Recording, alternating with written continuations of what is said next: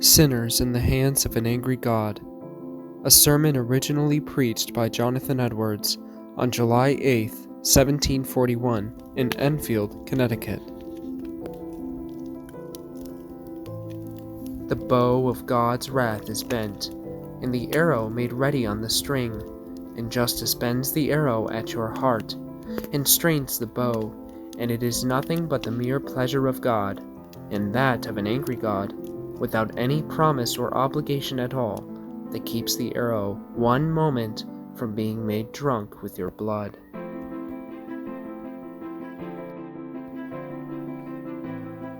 Thus are all you that are never passed under the great change of heart, by the mighty power of the Spirit of God upon your souls, all that were never born again and made new creatures, and being raised from dead in sin to a state of new, and before altogether unexperienced light in life.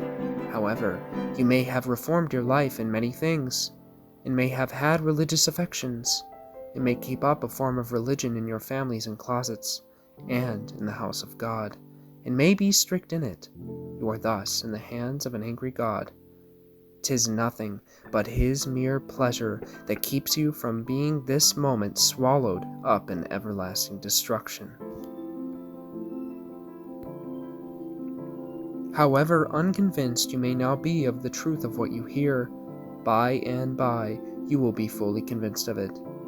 Those that are gone from being in the like circumstances with you, see that it was so with them, for destruction came suddenly upon most of them, when they expected nothing of it, and while they were saying peace and safety, now they see that those things that they depend on for peace and safety were nothing but thin air and empty shadows.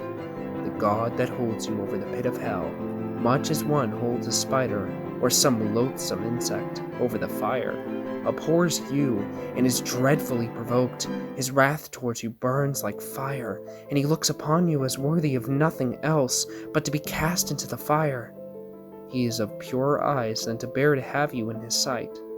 You are 10,000 times so abominable in his eyes as the most hateful venomous serpent is in ours. You have offended him infinitely more than ever a stubborn rebel did his prince, and yet 'tis nothing but his hand that holds you from falling into the fire every moment. 'Tis to be described as nothing else, that you did not go to hell the last night, that you was suffered to awake again in this world, after you closed your eyes to sleep, and there is no other reason to be given why you have not dropped into hell since you arose in the morning, but that God's hand has held you up. There is no other reason to be given why you haven't gone into hell since you last sat here in the house of God, provoking his pure eyes by your sinful, wicked manner of attending his solemn worship. Yea, there is nothing else that is to be given as a reason why you don't this very moment drop down into hell.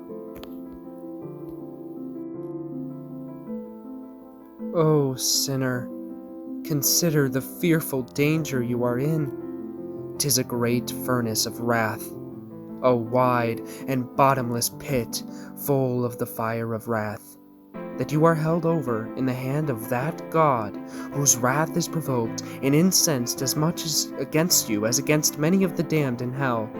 You hang by a slender thread, with the flames of divine wrath flashing about it, and ready every moment to singe it and burn it asunder. And you have no interest in any mediator, and nothing to lay hold of to save yourself, nothing to keep off the flames of wrath, nothing of your own, nothing that you have ever done, nothing that you can do to induce God to spare you one moment.